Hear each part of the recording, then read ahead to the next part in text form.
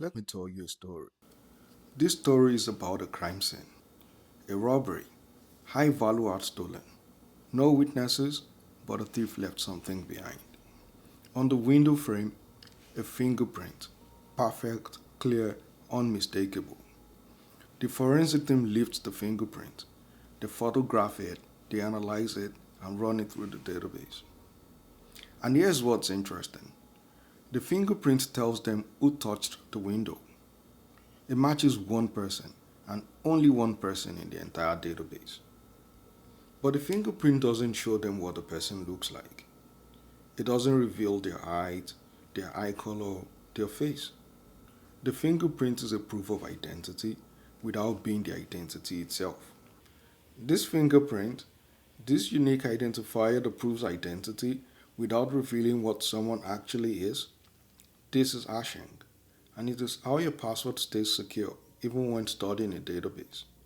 Although there's some salt and pepper involved. More on that later. Here is how it works. Hashing is a one-way mathematical function. You put data in, a password, a file, a document, and it creates a unique string of characters, a hash, a digital fingerprint. That hash will always be the same for that exact input. Same password, same hash, every single time. But here's how hashing is different from encryption. You cannot reverse it.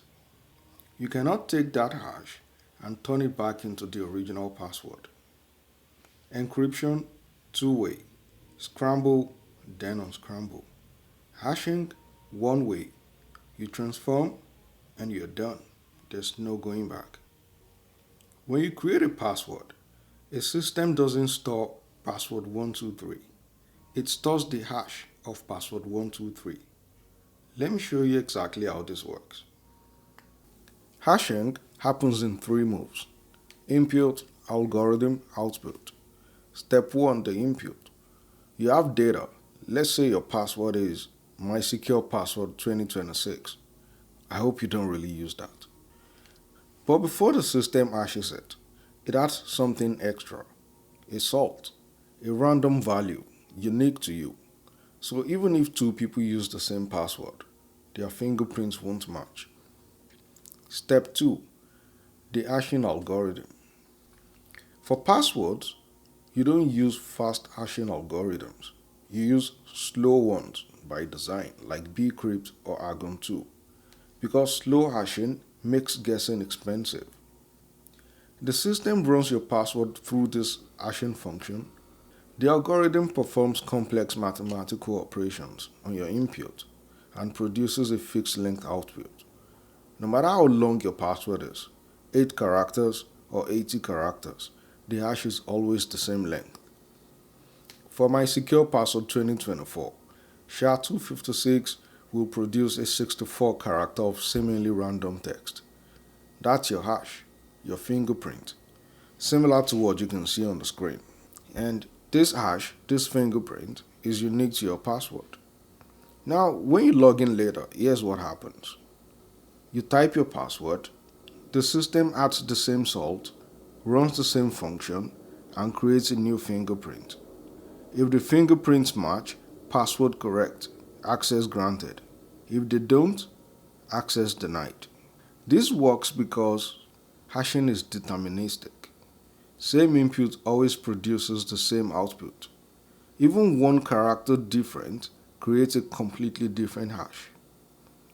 If a hacker steals the database, they get hashes, not passwords.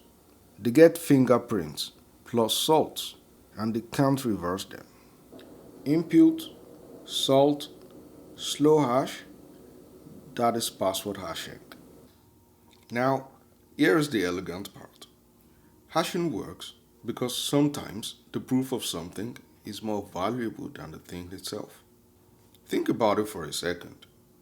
A diploma doesn't make you educated, but it proves you completed the work.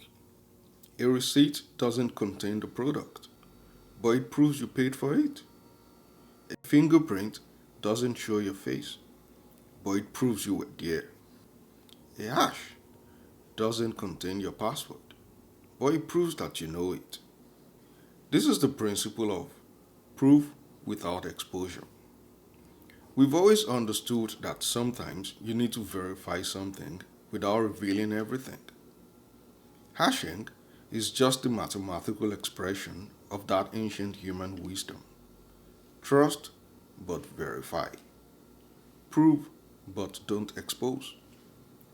The fingerprint never changes, but it never reveals the person behind it.